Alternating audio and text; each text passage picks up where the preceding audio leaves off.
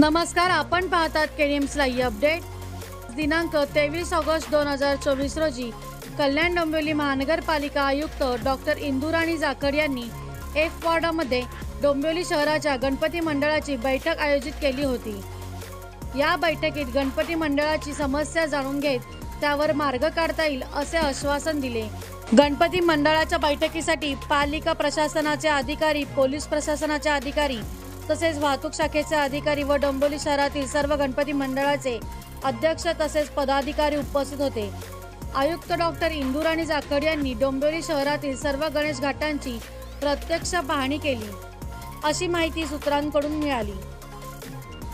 अशाच प्रकारे आपल्या परिसरातील चालू घडामोडी जाणून घेण्यासाठी चॅनलला लाईक, शेअर आणि सबस्क्राईब करायला विसरू नका। धन्यवाद।